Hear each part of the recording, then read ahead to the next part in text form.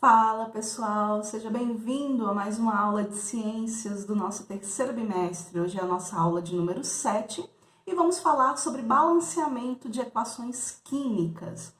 Hoje nós estaremos fechando essa terceira unidade, onde aprendemos aí tantos conceitos sobre química. E como sempre, para desbloqueio da sua atividade, para você garantir sua nota e sua frequência da semana, você tem que anotar a primeira parte da frase, que é o balanceamento de equações químicas. Então, vamos para a aula, pega os demais pedaços da frase e realize sua atividade da semana. Então, aula de hoje, balanceamento de equações químicas. Bem, o químico francês Antoine Laurent de Lavoisier, mais conhecido como Lavoisier, deu várias contribuições importantes para as ciências.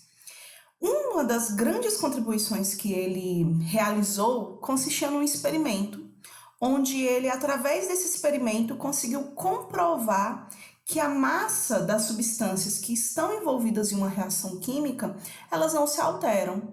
Então, se eu começo com 75 gramas de determinados reagentes e eles reagem entre si, ao final eu vou ter produtos, eu vou ter novas substâncias que surgiram dessa reação química, mas eu vou ter os mesmos 75 gramas de massa.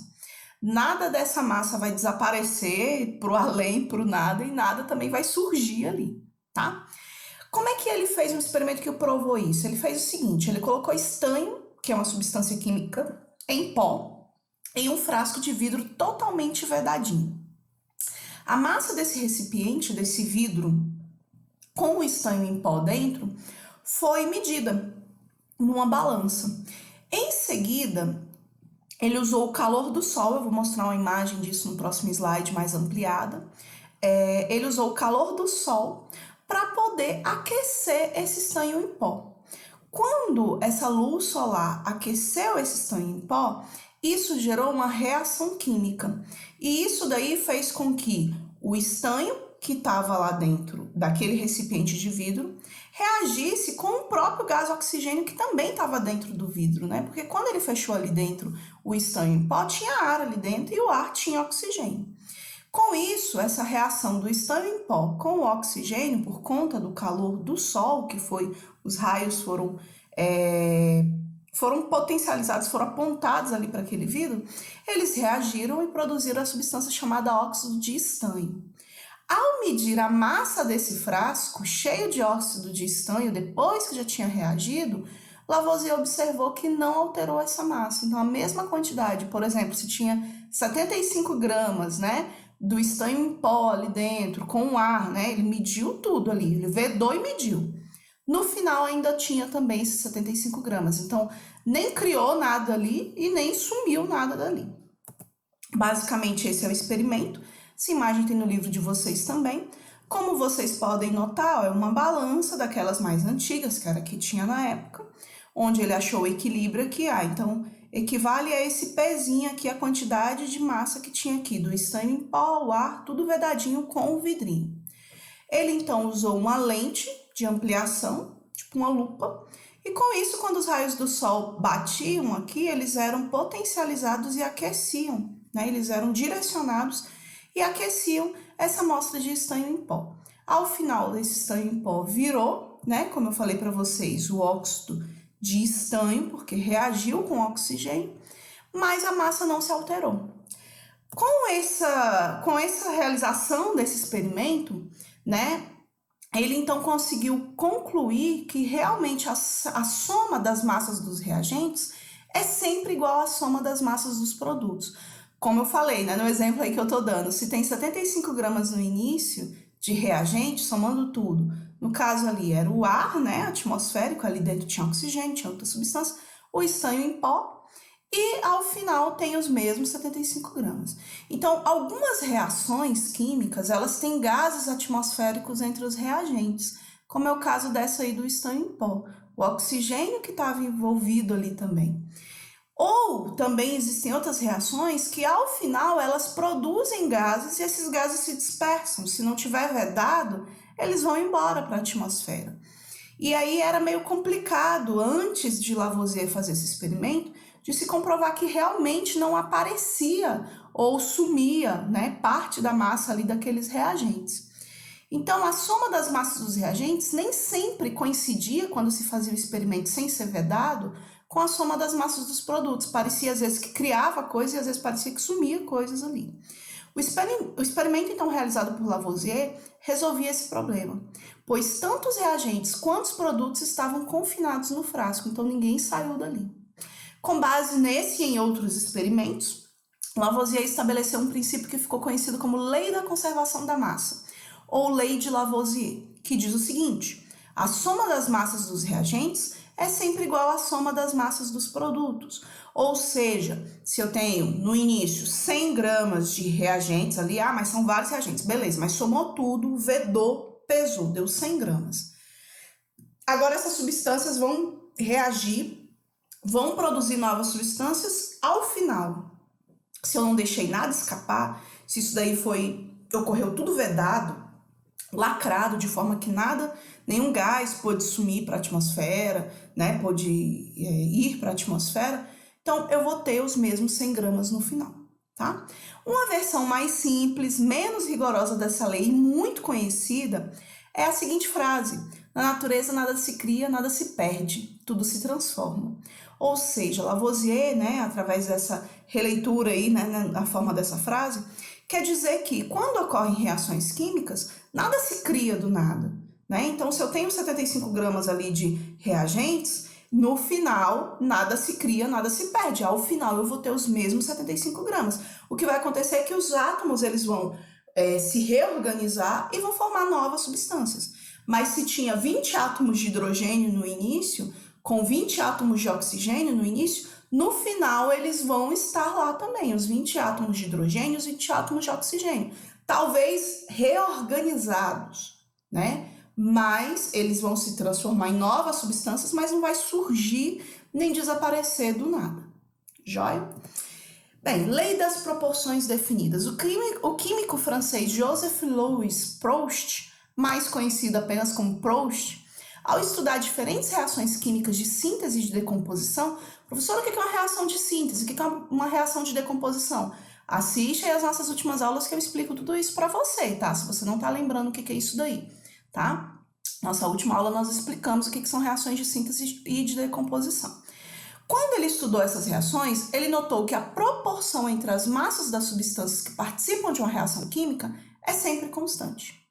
Então, por exemplo, né, esse princípio aí ele ficou conhecido como Lei das Proporções Definidas, ou Lei de Proust, né, porque foi Proust, né, esse químico francês que determinou essa lei. Mas vamos ver um exemplo aqui utilizado para poder explicar isso. Considere o ferro, cujo símbolo é Fe, então é esse cara aqui, ó, o ferro. Lembre-se que entre parênteses aqui está indicando que esse ferro aqui está no estado sólido, tá? Nem toda reação química vai ter entre parênteses dizendo se está no sólido, líquido, gasoso, aquoso, nem sempre, tá? A gente vai ver até algumas reações químicas mais à frente que já não vai ter mais esse símbolo. Mas quando ele aparecer, esse entre parênteses, um S, um L, um G, quer dizer que é sólido, ou líquido, ou gasoso. E quando aparecer AQ, também saiu isso porque na última aula, significa que está em meio aquoso, ou seja, está diluído em água.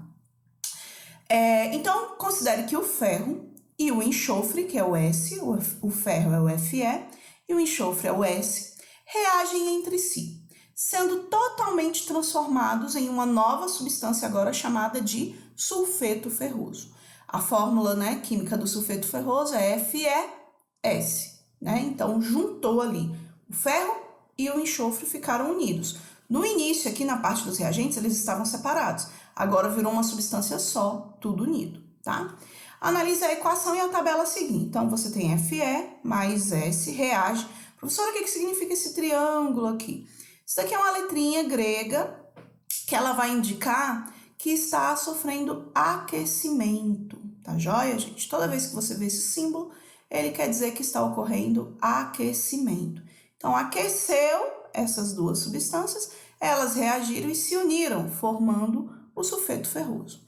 Olha que interessante, no primeiro experimento realizado com essas substâncias, o Proust identificou que 7 gramas de ferro reagia totalmente com 4 gramas de enxofre, gerando 11 gramas de massa de sulfeto ferroso. Ou seja, se eu somar 7 com 4, vai dar os 11 certinho. Aí, beleza, no segundo experimento, ele notou que 56 gramas de ferro, reagindo com 32 gramas de enxofre, gerava 88 gramas de sulfeto ferroso. Todos esses experimentos aqui, todas essas versões do mesmo experimento, provam que sempre a soma dos dois vai resultar justamente na massa de sulfeto ferroso, comprovando lá o que a gente viu da lei da conservação da massa, que não vai desaparecer nem ferro nem enxofre, eles vão se somar e no final a gente vai ter a mesma quantidade de massa. 7 mais 4 dá 11, então lá nos reagentes já tinha 11 gramas e no final um produto também vai ter 11 gramas. Segunda parte da nossa frase de hoje diz o seguinte: é importante para a compreensão, beleza? Anota aí. Bem, professor, e para que então a gente está analisando essa tabela com tudo isso daí? Porque, poxa, isso daí que no início e no fim tem a mesma quantidade, o outro cientista lá já tinha falado. Mas o que tem de novidade aqui? O que tem de novidade é que ele notou que tem uma proporção. Esse químico, ele notou que, por exemplo, sempre para ocorrer a reação do ferro com enxofre para gerar o sulfeto ferroso, é sempre essa proporção de 1,75 vezes de ferro para 1 de enxofre. É quase 2 vezes a quantidade de ferro para a quantidade de enxofre, né? Porque enxofre são 4 gramas, ferro são 7, então é quase 2 vezes. Não chega a ser 2 vezes, é 1,75 vezes. E se eu dobrar a quantidade de ferro, se eu colocar, por exemplo, 14 gramas de ferro, eu também tenho que dobrar nessa mesma proporção a quantidade de enxofre. Então, no caso, o dobro de 4, 8 gramas de enxofre. Então, 14 gramas de ferro para 8 gramas de enxofre, tá? Então, ele notou que sempre segue uma mesma proporção. Em todos esses 4 experimentos aqui, se você dividir a massa de ferro pela massa de enxofre, ó, 7 dividido por 4, 56 dividido por 32, 112 dividido por 64, 280 dividido por 160, sempre vai dar um resultado de 1,75. Então, isso quer dizer que sempre, para reagir totalmente, é necessário 1,75 vezes de ferro para 1 de enxofre. E aí, lógico, né? Conforme você vai aumentando um, você também tem que aumentar o outro, proporcionalmente. Considerando a transformação, então, completa dos reagentes, que no nosso caso aí é o ferro e o enxofre, a massa de enxofre necessária para a reação é 1,75 vezes maior que a massa de ferro, né? Na verdade, o contrário, sempre a de ferro é maior do que a massa de enxofre. Se dobrarmos a quantidade de um dos reagentes, o outro também deverá ter sua quantidade dobrada para que possam reagir totalmente. Então, é necessário sempre que haja essa proporção. Proust chegou a essa conclusão após analisar inúmeros experimentos em condições controladas. Então, ele fez esse experimento várias e várias vezes com mais de um tipo de substância. E chegamos agora à última parte da nossa aula, onde a gente vai entender como utilizar esses dois princípios no balanceamento de equações químicas. Tanto a lei da conservação da massa, que é aquela que diz que tanto no início quanto no final a gente vai ter a mesma quantidade de massa, quanto também a lei das proporções definidas, que a gente viu nos últimos slides aí, né, que sempre vai aumentar proporcionalmente a quantidade de elementos químicos que estão envolvidos ali na reação, mostra, né, tem relação com o fato de que nas reações químicas os átomos eles não se alteram. O átomo de hidrogênio não vai deixar de ser hidrogênio. Ele talvez estava unido com uma substância e vai se unir com outro tipo de substância, com outro átomo, mas ele vai permanecer sendo hidrogênio. E se tinha 20 hidrogênios no início, vai ter 20 no final. Talvez eles vão estar reorganizados, mas eles vão estar lá. A formação e a decomposição de substâncias envolve o rearranjo de átomos, mas os que formam os reagentes são os mesmos que formam os produtos. Então, se tinha 20 átomos de hidrogênio no início, 10 átomos de carbono, esses 20 átomos de hidrogênio e esses 10 átomos de carbono também vão estar presentes no final. Tendo isso em mente, analise a equação química a seguir, que representa a formação de água H2O a partir de gás oxigênio, O2, e gás hidrogênio, H2. Então, para a gente ter a formação da água, a gente precisa que ocorra reação química entre o gás hidrogênio. O que é o gás hidrogênio? H2. Ou seja, o que significa esse 2 aqui, que é o índice? Significa que essa substância, que é o gás hidrogênio, ela é formada por 2 átomos de hidrogênio que estão unidos, tá? Então, esse 2 indica que são 2 átomos de hidrogênio. Professora, se não tivesse nada aqui, tivesse só H, então quer dizer que é só um átomo de hidrogênio.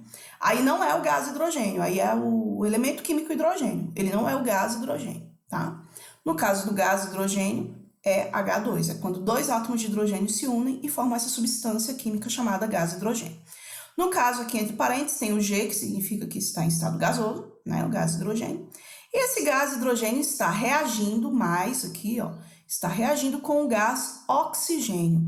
O gás oxigênio, mesma lógica, ele é formado por 2 átomos de oxigênio unidos. Esse 2 indica isso, que são 2 átomos de oxigênio unidos que estão formando essa substância química que está no estado gasoso, porque tem escrito aqui entre parênteses que está no estado gasoso.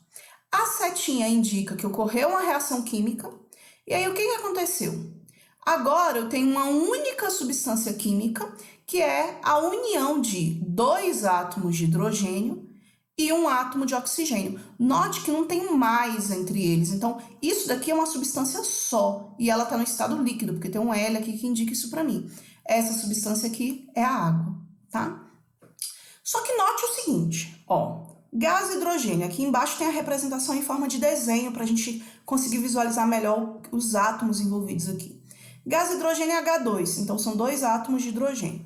O átomo de hidrogênio aqui está representado por essas bolinhas brancas menores. Gás oxigênio, O2, então são 2 átomos de oxigênio, que são essas bolinhas roxas. Então, no início, antes da seta, nos reagentes aqui, eu tenho 2 átomos de hidrogênio unidos, formando o gás hidrogênio, e 2 átomos de oxigênio unidos, formando o gás oxigênio. Ao final, depois da seta, eu tenho a substância química chamada água, e ela é formada por 2 átomos de hidrogênio unidos a um átomo apenas de oxigênio. Esse um átomo de oxigênio, se você notar aqui, anteriormente eram 2, agora a gente só tem um. Então, essa equação química ela não está balanceada. E a gente vai entender no nosso próximo slide aí como balancear essa equação química. Então, reação química não balanceada entre gás hidrogênio e gás oxigênio formando a água. Para que o número de átomos dos reagentes e dos produtos seja igual, a equação química ela tem que ser balanceada. E é justamente isso que a gente vai aprender aqui, a gente vai ver alguns exemplos. Isso é feito pela determinação dos coeficientes estequiométricos. Calma, não se assuste com esse nome, coeficiente estequiométrico, tá? É um nome meio complicadinho aí, mas o coeficiente, como a gente chama geralmente, ele nada mais é do que esse número um número que a gente vai colocar na frente das substâncias químicas, tá? Então, a gente vai ver o exemplo aqui nessa mesma reação química que forma a água, tá? Então, esses coeficientes de reagentes e produtos, eles podem ser alterados e a gente vai fazer isso. São os números colocados em frente às fórmulas moleculares das substâncias que participam da reação. Então, voltamos aqui ao nosso exemplo do gás hidrogênio, reagindo com gás oxigênio, e aqui a setinha indicando que está ocorrendo a reação química, e ao final a gente tem a formação da água, H2O. Como eu falei para vocês, está desequilibrado. No início eu tenho 2 hidrogênios e 2 oxigênios, e ao final eu tenho 2 hidrogênios, beleza, mas eu só tenho um oxigênio, um sumiu aqui. E a gente já viu que, pela lei das proporções definidas, isso não pode acontecer. Então, vou tirar esse desenho aqui para a gente observar melhor o que a gente pode fazer aqui. Primeira coisa, o que está descompensado aí? Tem mais oxigênio de um lado do que do outro. Essa setinha é como se fosse o meio da sua balança. Você tem que sempre ver o que tem antes dela e depois dela. Tem que ficar a mesma quantidade. No caso aqui, se eu coloco um 2 aqui na frente, esse número aqui, gente, ele está dizendo que tem 2 vezes a molécula de água. Professora, eu não podia vir aqui e colocar um 2 aqui, ó. Deixa eu até escrever aqui para vocês verem. Eu não podia vir aqui e colocar um 2 embaixo desse oxigênio, e aí eu ficar assim, ó. Só um momentinho para poder escrever. Opa. Pronto. Deixa eu apagar essa escrita aqui. Joia. Ó, Ah, e se eu fizesse assim? Eu viesse aqui e colocasse um 2 aqui embaixo. Simplesmente colocasse um 2. Não facilitava a minha vida, não? Não. Por que você não pode fazer isso? Quando você diz agora que você tem H2O2, isso daqui não é mais água. Isso daqui é água oxigenada. Para pensar a grande diferença que tem entre água e água oxigenada. Pensa, você toma água e você toma água oxigenada, é até tóxico.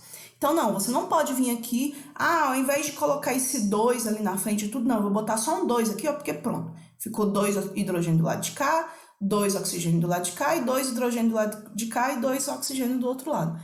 Não pode, gente, porque aí você está mudando a substância química que você está reagindo ali, né? Que você está formando ali. Você não está mais fazendo a reação química que está formando água. Você está fazendo a reação química que está formando água oxigenada. E isso não pode acontecer.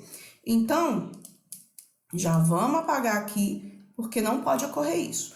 A única coisa que você pode alterar é a quantidade das mesmas substâncias que estão envolvidas. E essa quantidade você altera colocando esse número na frente, que é o coeficiente. Então, note que agora, esse 2, ele está multiplicando todo mundo aqui, ó. Então, é 2 vezes o H2O. Então, se é 2 vezes o H2O, tem 2 vezes o H2. Então, tinha 2 hidrogênios, agora tem 4, porque tem 2 vezes isso. E 2 vezes o oxigênio. Beleza, ó. O oxigênio tem 2 do lado de cá. E esse 2 aqui, toda vez que você não vê nenhum número aqui, considere tal qual se tivesse um 1 aqui. Mas como é 1, não é necessário escrever, tá? Então, a gente nem escreve, mas considere como se tivesse um 1 aí, é que nem nas equações matemáticas, tá? Então, esse 2 está multiplicando esse 2, então tem 4 hidrogênios, e está multiplicando esse 1, que não precisa ser escrito aqui, então tem 2 oxigênios. Beleza, o oxigênio eu equilibrei, tem 2 de um lado, 2 do outro. Só que para fazer isso, como eu tive que colocar o número 2 aqui na frente de tudo, professora, não podia colocar esse 2 só na frente do oxigênio? Não, porque agora o H2O é uma substância só, você tem que multiplicar ela toda. Então, quando eu equilibrei o oxigênio, eu acabei desequilibrando o hidrogênio, porque agora tem 2 do lado de cá e tem 4 do lado de cá. Como é que eu resolvo? Colocando um 2 lá na frente do H2. Então, agora, ó, 2 vezes 2, 4 hidrogênios. 1 vezes 2, né? Que quando não tem nada aqui é 1. 2 oxigênios. 2 vezes 2, 4 hidrogênios. 2 vezes 1, 2 oxigênios. Ou seja, eu tenho 4 hidrogênios de um lado, 4 hidrogênios do outro, 2 oxigênios de um lado, 2 oxigênios do outro. Equilibrado, tá? Então, olha o desenho aí mostrando pra gente, ó. 4 átomos de hidrogênio mais 2 átomos de oxigênio reagiu e formou 2 moléculas de água, onde, se eu contar aqui no final, ó, tem 2 oxigênios e os 4 hidrogênios igualzinho do outro lado. Nossa equação química agora está balanceada entre o gás oxigênio e o gás hidrogênio formando água. Note que eu não deixei, eu não alterei, ainda continua sendo gás hidrogênio, reagindo com gás oxigênio e formando água. Eu não alterei as substâncias, eu só alterei as quantidades para poder gerar esse equilíbrio, beleza? Então, sempre os coeficientes, que são esses números da frente, esses números maiores, que você coloca na frente da substância toda, devem ser alterados para poder você fazer o balanceamento. Aí você vai alterando de acordo com a necessidade. Os índices, que são os números pequenininhos, subscritos do lado de cada átomo, não se altera. Porque se você alterar, você está alterando a substância química.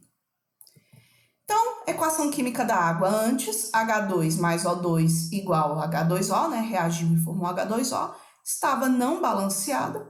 Nós vimos então que, se a gente coloca um 2 aqui na frente do H2, então 2H2 mais O2 resulta em 2H2O, e agora sim é uma equação química balanceada.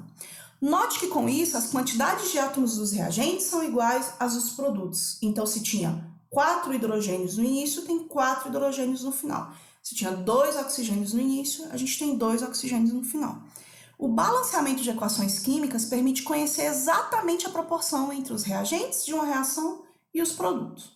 Com isso, é possível determinar as massas de reagentes necessárias para se obter a quantidade necessária de produto.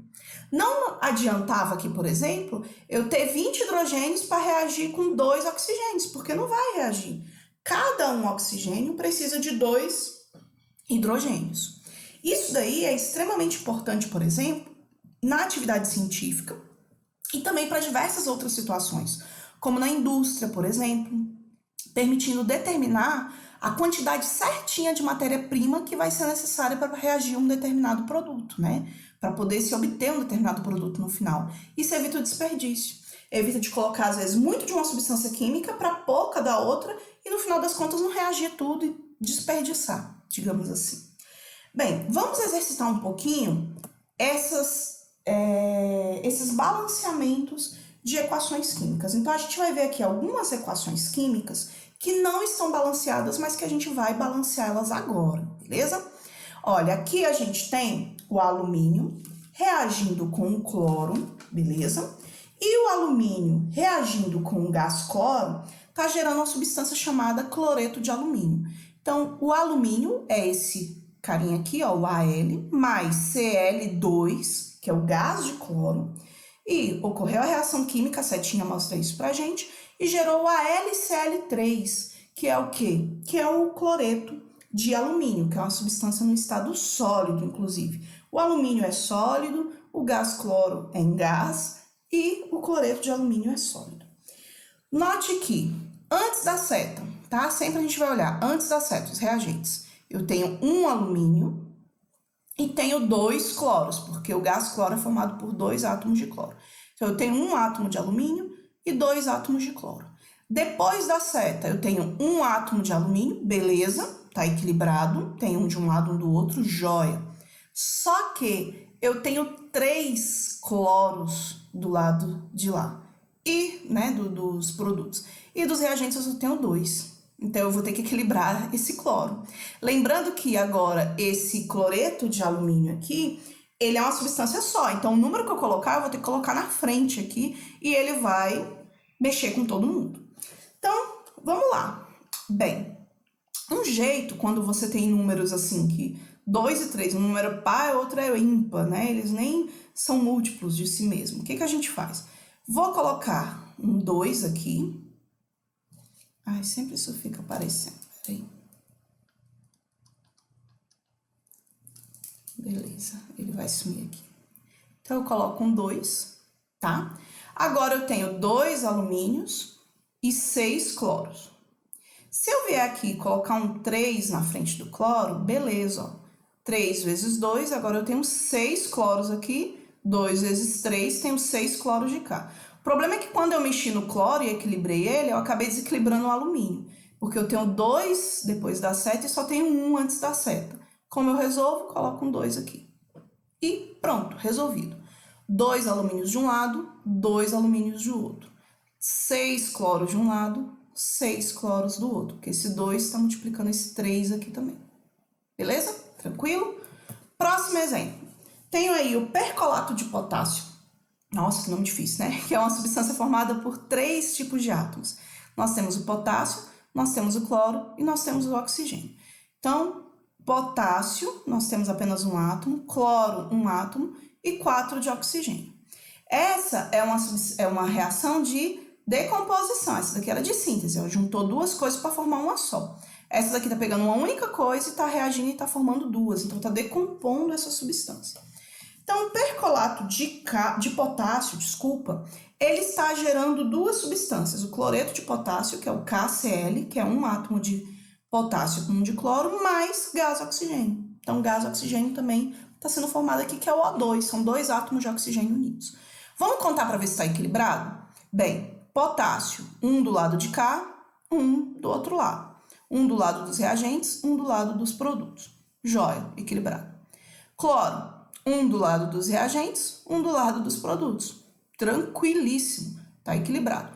Oxigênio, 4 do lado dos reagentes e apenas 2 do lado do produto. Opa, então tem mais do lado dos reagentes do que dos produtos. Venho aqui, coloco um 2 aqui na frente. Agora eu tenho 4 oxigênios. Professora, mas não tinha que colocar o 2 lá na frente de tudo, não? Não. Olha que tem um mais aqui que está indicando que esse oxigênio aqui, esse O2, esse gás oxigênio, é uma substância totalmente separada. Então, eu boto na frente dela, tá? Não é que nem aqui que tá tudo junto. Não. Aqui o oxigênio, ele é uma substância totalmente separada que tá ali. Então, eu posso tranquilamente colocar o 2 só na frente dele. E agora equilibrou. Tenho 4 oxigênios de cá, 4 oxigênios de lá. E os outros aqui, os demais, eu não precisei mexer. E eles já estavam equilibrados. Tranquilo? Então, nessa mexida foi bem pequena. Próximo exemplo. Substância química, né? O átomo de magnésio reagindo com o ácido clorídrico, que é o HCl, formando o quê? Formando o cloreto de magnésio, que é o MgCl, que é o magnésio mais 2 átomos de cloro, mais H2, que é o gás hidrogênio. Então, tranquilo, vamos olhar agora se está equilibrado. Mg, magnésio, tem um de um lado, outro do outro, dá certo. Tranquilo. Hidrogênio, um do lado aqui dos reagentes, mais 2 do lado do produto. Opa, então aqui eu vou ter que mexer. Beleza. E o cloro? O cloro também tem um do lado dos reagentes e 2 do lado do produto. Como que tem mais do lado de cá, vamos mexer aqui, ó. Colocar um 2 aqui. Pronto, agora eu tenho 2 hidrogênios de cá e 2 de lá também. E cloro? Tenho 2 de cá, ó, porque esse 2 está multiplicando ele também. E 2 de lá e pronto. Só esse 2 resolveu tudo. Próximo exemplo. Já estamos chegando no fim. Aqui a gente tem o óxido de alumínio, Al2O3, tá? É alumínio, 2 átomos de alumínio mais 3 átomos de oxigênio, mais o ácido clorídrico, novamente, que é o HCl, tá? Que é um átomo de hidrogênio com um de cloro. Reagiu e formou o quê? Formou o cloreto de alumínio, que é o AlCl3, ou seja, um átomo de alumínio para 3 de cloro, mais H2O, água, tá? 2 átomos de hidrogênio para 1 de oxigênio. Vamos ver se está equilibrado? Sempre vamos começar aqui do começo mesmo, do início. Alumínio, 2 do lado dos reagentes, apenas 1 do lado dos produtos. Eita, já começou desequilibrado. Oxigênio, 3 do lado do reagente, somente 1 do lado dos produtos. Também vamos ter que mexer. O hidrogênio, 1 do lado dos reagentes, 2 do lado dos produtos. E o cloro também está desequilibrado. 1 do lado dos reagentes e 3 do lado dos produtos. Então, vamos mexer aqui. Bem, vamos começar pelo alumínio. Tem 2 do lado dos reagentes e apenas 1 do lado dos produtos. Vou colocar um 2 aqui, que agora multiplicou. Eu tenho 2 do lado dos reagentes e 2 do lado do produto. Lembrando que esse 2 também mexeu com o cloro, tá? 2 vezes 3 tem 6 cloros, mas daqui a pouco a gente chega no cloro e resolve ele. Oxigênio, 3 do lado do reagente, 1 apenas do lado dos produtos. Para eu resolver, vou colocar um 3 aqui. Agora eu tenho 3 oxigênios, ó. 3 vezes o O e aqui também. Então, o alumínio está equilibrado, oxigênio também. Vamos para o próximo.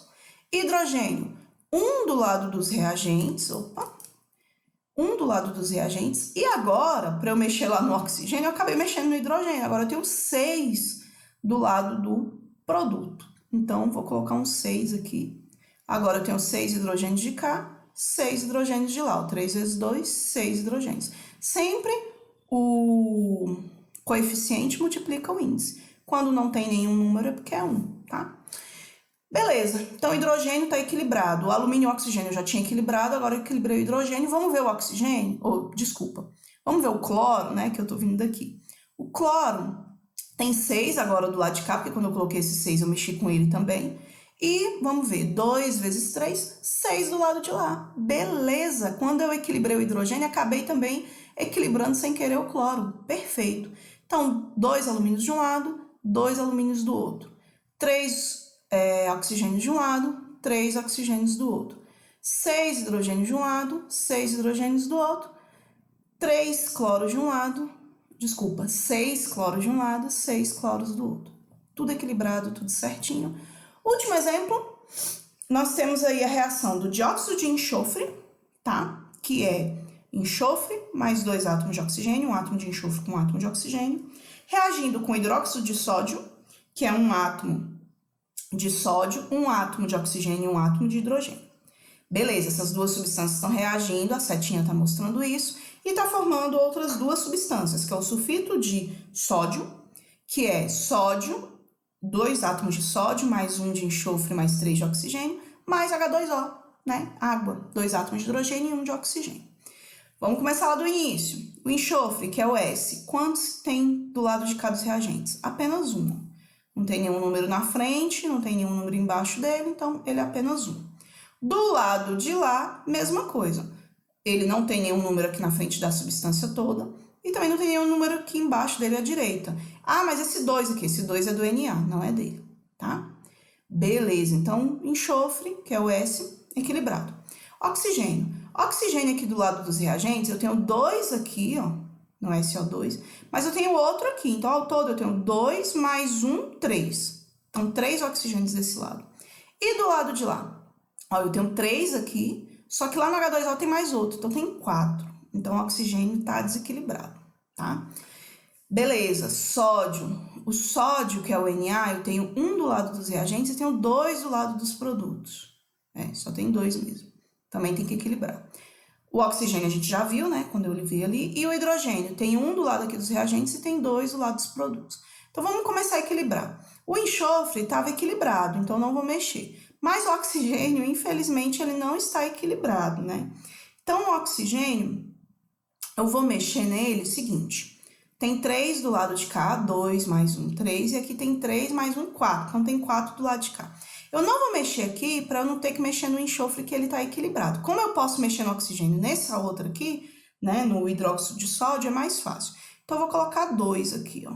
Que eu colocando 2, agora eu tenho 2 oxigênios, mais 2 aqui, 4, aqui 3 mais 1, 4. Então, tem 4 dos dois lados. Só que quando eu mexi aqui nesse oxigênio de cá, eu mexi também no sódio. Bora ver se foi interessante essa mexida.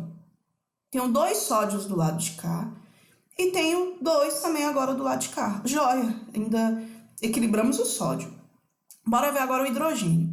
O hidrogênio tinha 2 do lado de cá e 1 só do lado de cá, mas quando eu coloquei esse 2, acabei equilibrando também o hidrogênio. Então, olha, parecia uma coisa muito complexa, muito difícil, né? Mas, na realidade, não foi, porque quando eu coloquei esse 2 aqui, eu acabei equilibrando tanto o sódio, quanto o oxigênio, quanto o hidrogênio, tá? Nessa substância aqui que é o hidróxido de sódio. Só para vocês saberem, o hidróxido de sódio é a soda cáustica, né? Uma substância muito perigosa, inclusive, né? Muito corrosiva, mas essa é a fórmula química aí dela. E é isso, gente. Isso daí é o balanceamento de equações químicas. Vocês vão ter alguns exemplos para vocês fazerem na atividade, e é sempre isso. Considere a setinha como o meio da balança. Sempre tem que ter a mesma quantidade de um lado e do outro. Sempre você vai mexer nos coeficientes, que é esse número maior aqui à frente. Jamais você deve mexer nos números menores, acrescentar números aqui embaixo, tá? Porque senão você vai mudar o tipo de substância química. E é isso. Vamos para a última, né? Terceira e última parte da nossa frase, que diz o seguinte: do novo arranjo dos átomos na reação. Então, do novo arranjo dos átomos na reação, beleza? Te espero lá na atividade, garanta a sua presença e frequência dessa semana. Tchau, tchau!